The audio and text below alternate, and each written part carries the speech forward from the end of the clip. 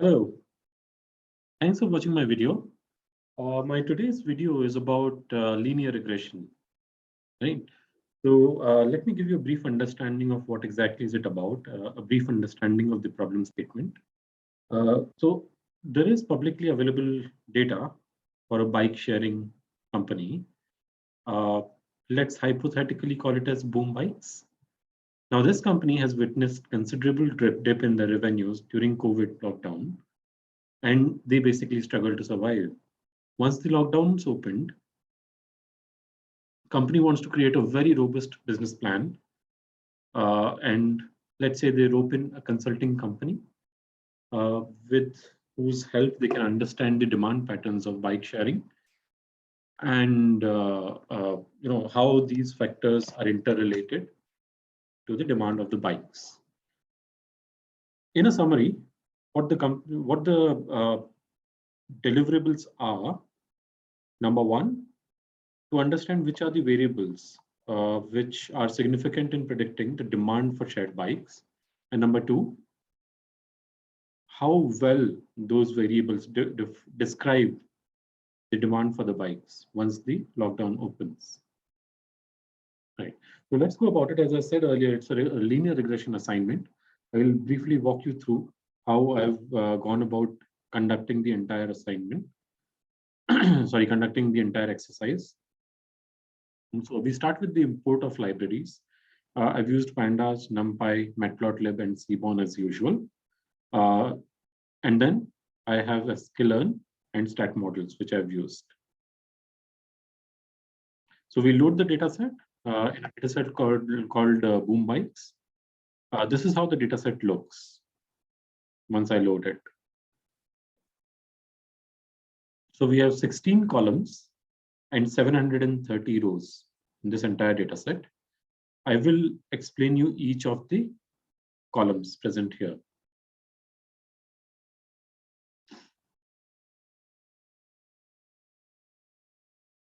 So before I start, I looked at null values. I didn't find any null values in the entire data set, so which saved a little bit of my time. And there were no duplicates as well. Right, so now understanding the features, we have something called instant, which is the record index. This is just a serial number and is redundant. We will be dropping it in the next step. DTE day is basically a date time format.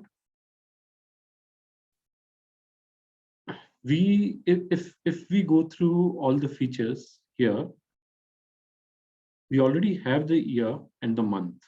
So this DTE day becomes redundant for us at the moment. We'll be dropping it as well. So we have month from 1 to 12. We have year, wherein 0 depicts 2018 and 1 depicts 2019. We have the season. So we have spring, summer, fall, and winter. We'll be converting into season names. So right now we have 1, 2, 3, and 4 values into it, which are numeric. We will be changing it into object type so that we can eventually make dummy variables out of it.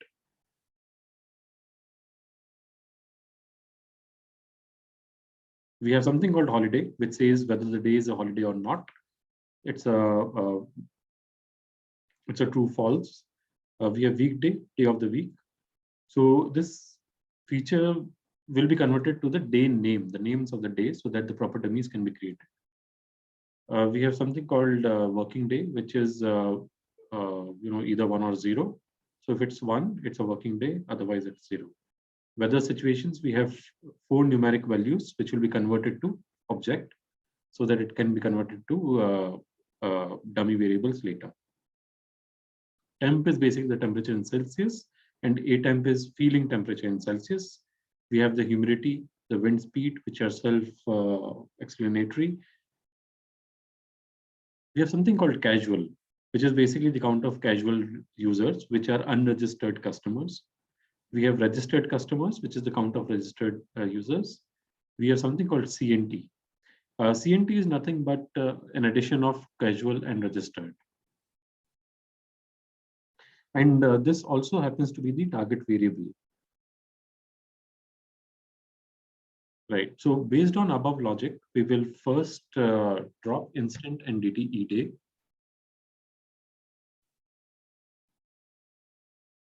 And then we assess the data for its propriety. Now here in this step, we find out that we have the seasons. We have 4 seasons over there, so there is no deviation.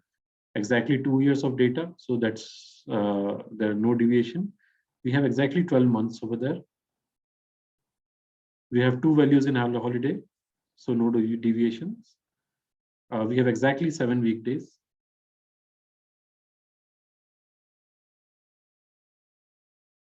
Right, so variance of temperatures between 2.4 and 35.3 with a median value of 20.5. This is a continuous variable, and so is humidity and wind speed. So is casual and registered. Right, so this is the step where we do the transformation of season, weather situation, month, and weekday columns based on logic which I explained earlier, and we end up with this data set. So if you see, we have already changed the weather situation to 4 object types rather than numeric. We have changed the weekday also to the name of the day. We have changed the month number, and we have changed the name of the season also from 1, 2, 3, 4 to the name of the season. Now let's go ahead with exploratory data analysis. This is quite cumbersome. Sorry, this is quite in-depth exploratory data analysis which has been done. We start with the univariate analysis of the target variable. So we see target variable seems to be normally distributed with 2 distinct plateaus on either side.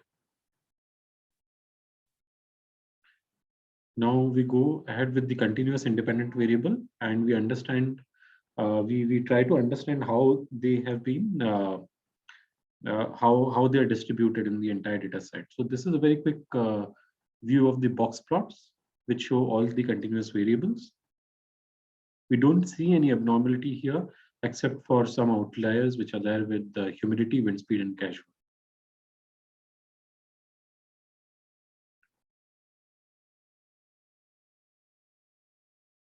We also plot a dist plot of them, and we have found out how how is the distribution of all these variables looking like. So registered seems to be, somewhat normally distributed with slight plateau on both the sides.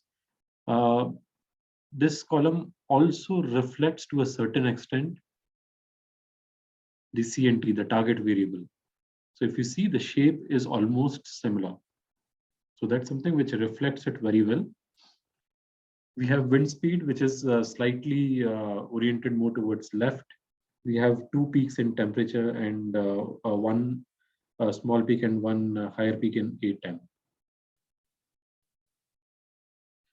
Now, going ahead with categorical variables, the independent categorical variables, this is how we have tried to understand them. So for obvious reasons, the number of, the count of the number of days in the season is almost similar. Months, again, these are, you can have either 30 days or 28 days or 31 days. So that is what is being shown here. Again, no, we don't see any discrepancy here. Weekdays, again, similar, because obviously it's a year. So all the days will be normally distributed. When we plot weather situation, that's when we see a little bit of deviation there. In fact, quite considerable deviation there. Most of the days are supposed to be clear and partly cloudy, right? And very little rain and snow.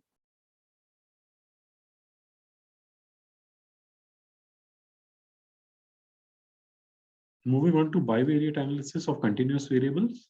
So we have temp, atemp, humidity, wind speed, casual, and registered. So when we plot these graphs, we clearly look at, there is some relation which is, a very strong relation between registered and our CNT variable.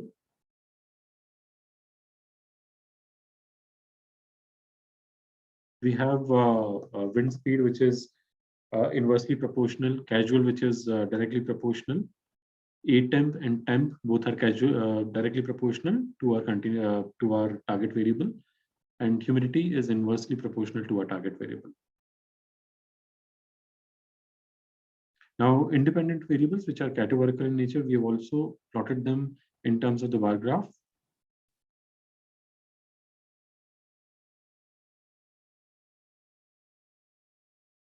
Demand comparison on a weekday and a working and non-working day. So we clearly see in case of a working day, the demand is slightly lesser as compared to a non-working day.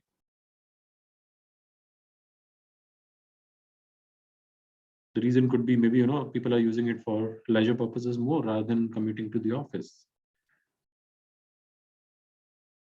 Now, season-wise variation. This is how the demand looks like. So maximum demand is, this is how each of the variables, continuous variables look like based on seasons. So the temperature is highest in fall, surprisingly, not in summer. So these are some of the shortcomings of the data which I found. And I thought it will be interesting to highlight this. Similarly, A temp is found to be highest in fall season and not in summer. And the lowest temperatures are recorded in the month of spring, not in winter. Humidity again is found to be highest in the month of winter.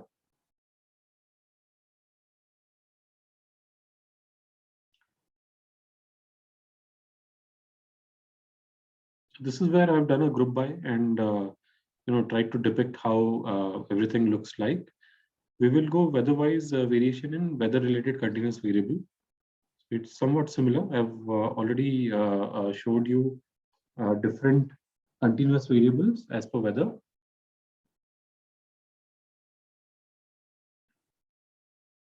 So when clear to partly cloudy conditions are there, we have the highest temperatures, which is obvious. Same is with A temp. When we have light rain or snow, we have the highest humidity, which is again a very self-explanatory fact. Wind speed is highest when we have light rain or snow.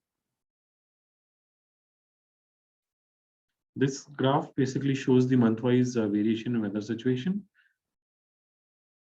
So misty and cloudy, when we have misty and cloudy weather, these lines basically show how many days were there in each of the month, which depict misty and cloudy weather.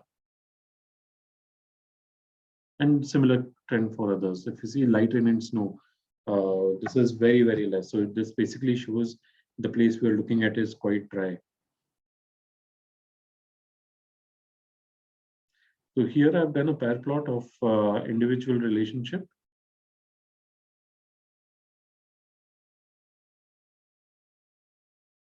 Now we have decided to drop casual and registered features at this stage, although it was quite obvious from the beginning that our target variable CNT is a culmination of registered and the casual features. However, we held on to it because I wanted to show a few relationships there, which I've shown till now. So now at this stage, I'll be dropping it, and this is the data frame that we are left with to work upon. Now, intervariable relationships using heat map. So this basically shows the relationship between all the variables. So CNT, our target variable, seems to be pretty much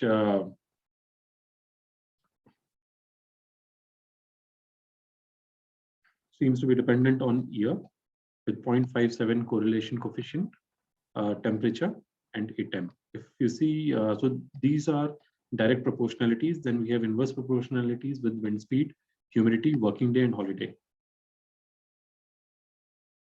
So this is a very short analysis of growth over last year, which basically shows the month-wise growth. And the other graph basically shows the monthly growth percent trend over last year. So if you see, the maximum growth was in the month of March as compared to last year. And June is the month which has shown the minimum difference in the growth over last year. Now, we have found it to be a machine learning problem because the relationship of target variable was found with multiple independent variables, and target variable seem to be correlated with multiple independent variables. We also found out it's a supervised machine learning problem because the target variable is already given to us. It's a regression problem because target variable is continuous. Had it been categorical, it would have been a different type of model that we would have used. And the features are independent. And we have multiple features. Sorry, we have multiple independent features. So based on which we conclude that this is a multiple linear regression problem. Now, we will quickly go through the model development. So this is how our data frame now looks like. We will be creating dummy variables in the next step using get dummies, the pandas function of get dummies, and we end up with 30 columns and 5 rows. So this is a heat map which shows the intervariable interactions again. And this is a code which basically iterates over itself and gives us this result, which basically shows us the column 1 and column 2, the strength of the relationship, the positive or the negative relationship, and the correlation coefficient. So this basically shows us the most prominent correlation coefficients. We have taken a benchmarking of 0.3 to 0.7 as medium positive correlation, more than 0.7 as strong positive correlation, between minus 0.3 and minus 0.7 as medium negative correlation, and less than minus 0.7 as strong negative correlation.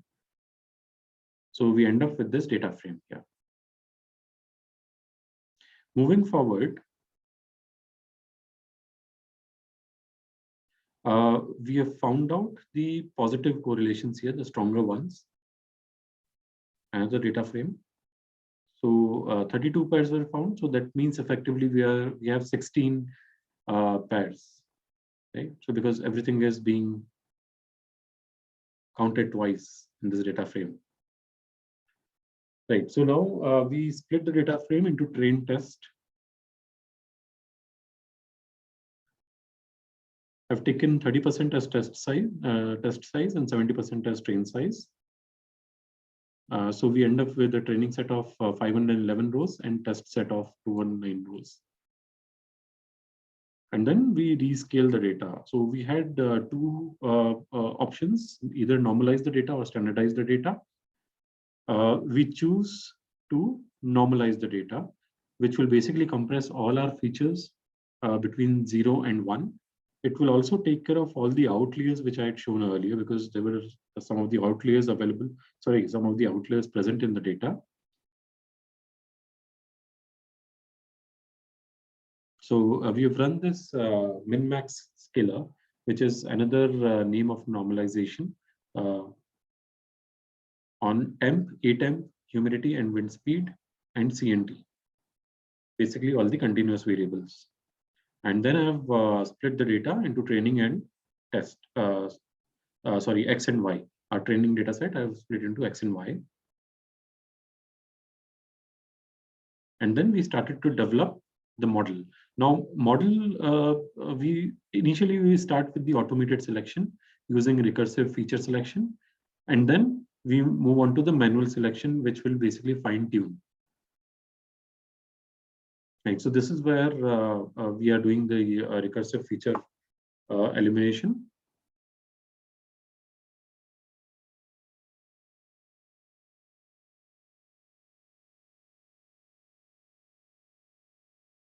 Yes.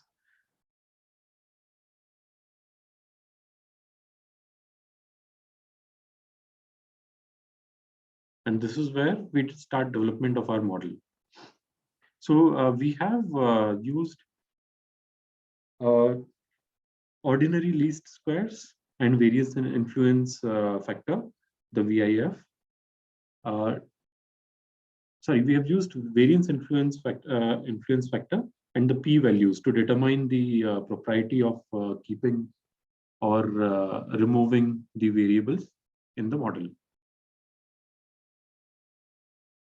Right, so this is a definition. Sorry, I've just defined a function called VIF table so that it can be used multiple times and iterative and can be iterated.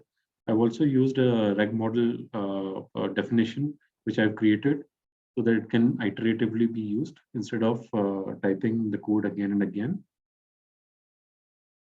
So I built the first model, and this is how it looks like. We see an R square value of 845 and adjusted R square as 0.84.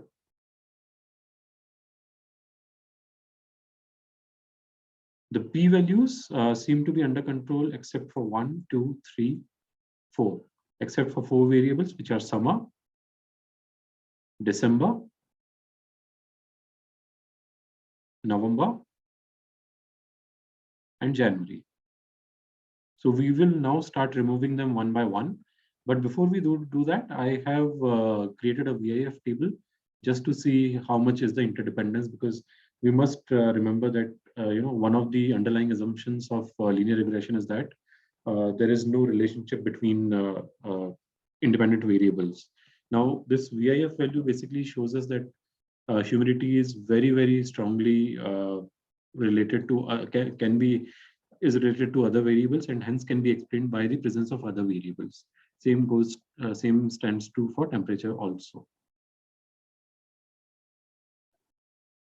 So we drop humidity and we again rebuild the model. Now this time we see we have summer, which is still showing a very high p-value. We have December showing high p-value. We have November showing high p-value, and we have July showing high p-value.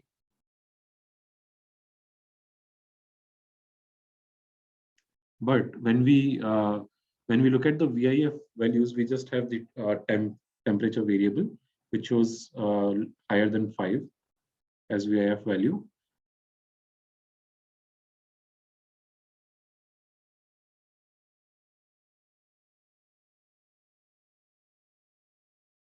So in this case, when we drop feature summer, we have noticed. So when we drop temp, we see a drastic reduction in R square value. However, on dropping summer, although VIF is low, but then still, if we look at the p-value is 0.026. So when we drop summer, the impact on R square is not that much. So we have decided to drop summer first. And we see the R square is now dropped to 0.838, which is a marginal drop, and an adjusted R square of 8.833. Suppose that we drop November, and then we are left with an R square of 0.836 and adjusted R square of 0.832.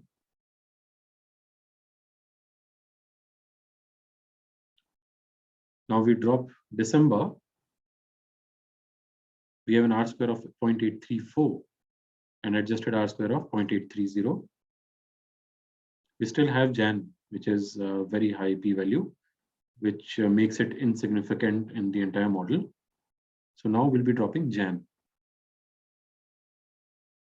So after dropping Jan, we basically notice we don't have any of the p-values which is higher. That means all our p-values are under control, which literally means that none of these variables are there by chance. So we do a final check on VIF, and we find all the VIF values to be under control as well, below 5. So our assumption of multicollinearity is now fulfilled.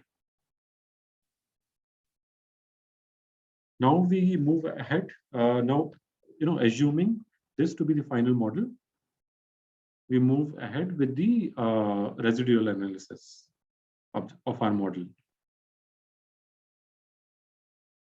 Doing the residual analysis, these are the two plots that we get. So we see our error terms are quite normally distributed at the moment. And the mean value of all the error terms is 0, which is shown by this horizontal line.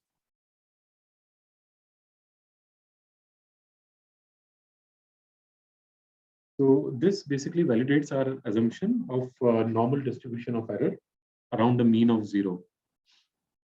Now, testing for homoscedasticity. This is how our plot looks like when we plot Y-train predictions against Y-train. So graph is evenly distributed. There are some places wherein we have some of the variations or deviations, but more or less, it's a good reflection of homoscedasticity of the data of the predictions. Now, in the next step, we find the correlation between error terms. So in this step, we basically prove that there are no correlation among error terms, and hence one more assumption of linear regression has been fulfilled. Now we start making predictions. For this, we start with the test data set, and we apply the same scaling to the test data set.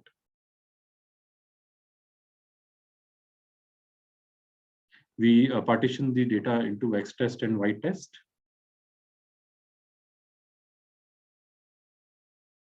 And then we run the prediction.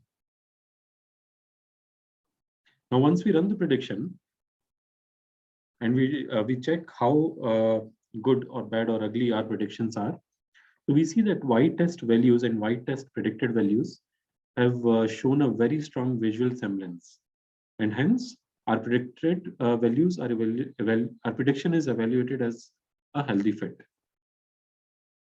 There are some outliers. However, on a large scale, most of the points display a very healthy fit. Now we'll assess the model quality. So the R2 score of the test prediction is 0.77, and R2 score of our trained data prediction was 0.79. So this basically shows there is a difference of only 2%, which is very, very less than 5%, which basically makes it fit for generalization. The model is fit for generalization and will work on future data sets also. And this is the stage where we actually come up with the equation. So this is the equation to predict the demand. It's 0.253 plus year into 0.242 plus holiday into minus 0.094. So that's how we go on and on and on. This is our final equation to predict the demand.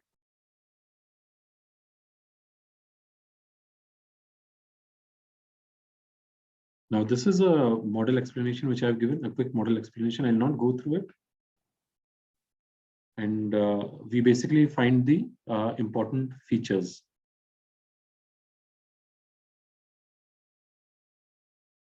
So this is the decreasing magnitude of importance for each of the features.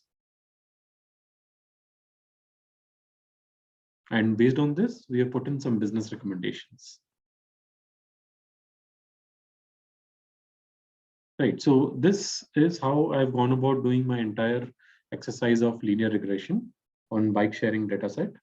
I hope you found it to be interesting and inspiring enough.